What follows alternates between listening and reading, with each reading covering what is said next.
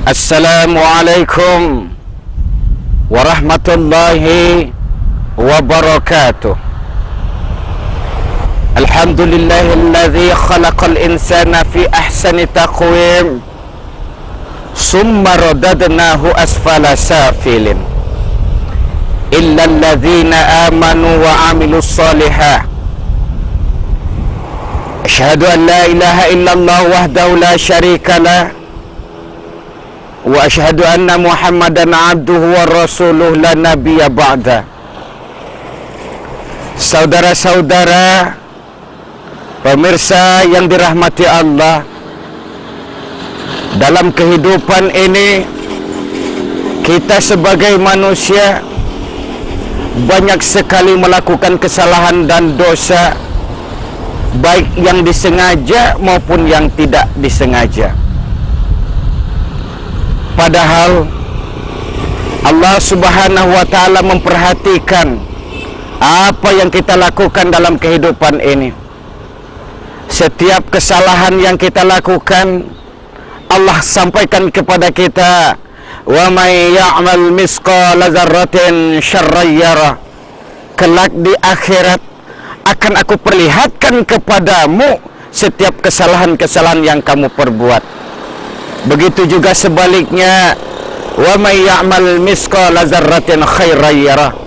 Setiap perbuatan yang baik yang kita lakukan, walaupun hanya sebesar zarah, kata Allah, akan aku perlihatkan kepadamu. Para pemirsa yang budiman, kali ini Allah menjelaskan kepada kita di dalam Al-Quran, Nauzubillahi minasyaitonir rajim. In tajtanibu kaba'ira ma tunhauna anhu nukaffir ankum sayiatikum wa nudkhilkum mudkhalan karima.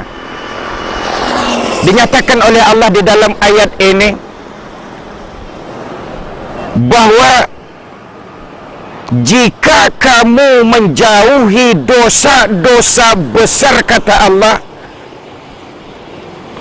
di antara dosa-dosa yang aku larang kamu mengerjakannya, niscaya aku akan ampuni segala dosa-dosamu dan aku akan masukkan kamu ke tempat yang mulia, yakni sorga.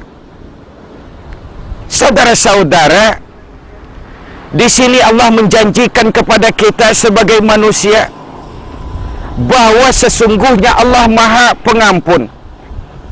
Andai kata kita dalam kehidupan ini mau bertaubat atas segala perbuatan yang kita lakukan, kesalahan-kesalahan yang kita perbuat, sesuatu perbuatan yang Allah tidak ridho, dan Allah akan menjanjikan bagi orang-orang yang mau memperbaiki dirinya masuk ke dalam sorga.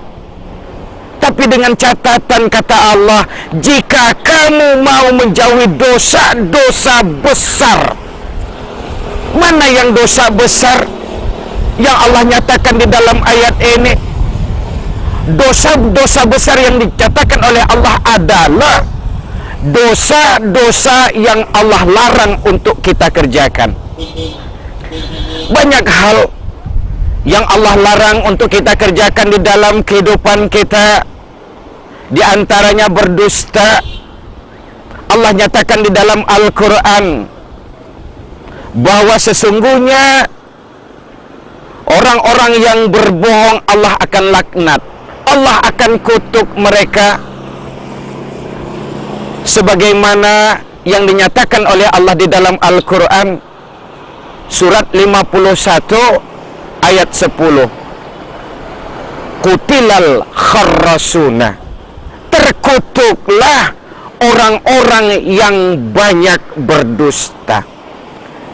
Dalam ayat ini jelas Allah menyatakan bahwa berbohong, berdusta adalah perbuatan yang Allah kutuk, perbuatan yang Allah tidak suka, perbuatan yang Allah larang. Nah, ketika kita melakukan kebohongan dalam kehidupan ini, Allah sudah nyatakan terkutuk. Saudara-saudara, ketika Allah menyatakan kita terkutuk, berarti level kita sama setara dengan syaitan, laknatullah.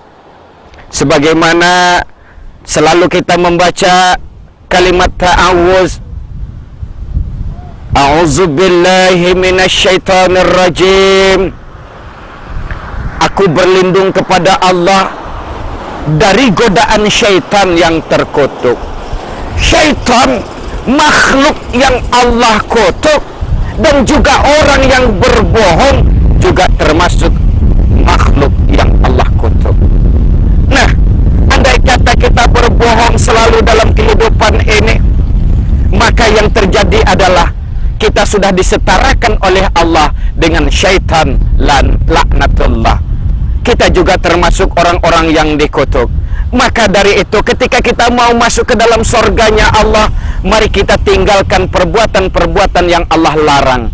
Mari kita tinggalkan perbuatan-perbuatan yang Allah tidak ridho. Di antaranya adalah perbuatan yang dapat mendatangkan murkanya Allah, berbohong di antaranya. Saudara pemirsa yang dirahmati Allah, dan kemudian dosa-dosa besar di antara dosa-dosa yang Allah larang adalah menggunjing, berburuk sangka, dan mencari-cari kesalahan orang lain. Nah, kita masuk di dalam bulan Ramadan, diajarkan kita untuk mengekang hawa nafsu kita dari segala macam segi dan lini. Kita dilarang untuk berbicara atau membicarakan aib orang lain alias gunjing. Kita dilarang untuk mencari-cari kesalahan orang lain. Kita dilarang untuk berburuk sangka kepada saudara kita. Ini adalah larangan Allah. Apabila ini kita lakukan dalam kehidupan, maka keinginan kita untuk masuk ke dalam surganya Allah pasti tidak akan terwujud.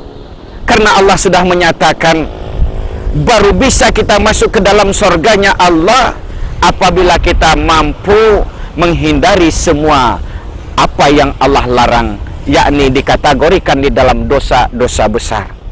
Dosa besar adalah dosa-dosa, perbuatan-perbuatan yang ketika Allah larang kita lakukan, itu adalah dosa besar. Maka bergunjing, mencari kesalahan orang lain, berburuk sangka kepada orang lain juga termasuk hal yang Allah larang. Maka apabila kita melakukannya, kita termasuk sudah melakukan dosa-dosa besar. Saudara pemirsa yang dirahmati Allah, bahwa juga termasuk dosa-dosa besar di antaranya adalah melalaikan sholat. Allah menyatakan di dalam Al-Quran, fawailul lil musallin, celakalah orang-orang yang sholat, allazina hum an sholatihim sahun, yaitu orang-orang yang melalaikan sholatnya. Kalau Allah sudah katakan celakalah orang yang sholat, yakni orang yang melalaikan sholatnya, secara otomatis sholat yang kita lakukan Allah tidak terima. Secara otomatis sholat yang kita lakukan tidak bernilai di sisi Allah. Maka dari itu, marilah dalam kehidupan ini kita senantiasa menjauhkan dosa-dosa yang Allah larang. Mari kita jauhkan semua perbuatan-perbuatan dan perangai yang Allah tidak suka. Janganlah kita lakukan sesuatu perbuatan yang Allah tidak ridho. Apabila kita melakukan, maka impian kita untuk masuk ke dalam surganya Allah maka tertutup sudah. Maka dari itu, ketika kita masih diberikan oleh Allah kesempatan hidup ini, marilah kita tuju jalan menuju ridho Allah, yakni melakukan sesuatu perbuatan yang Allah sukai, melakukan satu perbuatan yang Allah perintah, meninggalkan segala apa yang Allah larang dalam kehidupan ini. Mudah-mudahan keinginan kita menjadi manusia yang fid dunya hasanah wa fil akhirati hasanah wa qina azabannar terwujud adanya. Semoga pertemuan kita kali ini bermanfaat adanya. Terima kasih atas segala perhatian. Mohon maaf atas segala kekurangan. Usikum wa nafsim bitaqwallah faqad fazal muttaqun. Wassalamualaikum warahmatullahi wabarakatuh.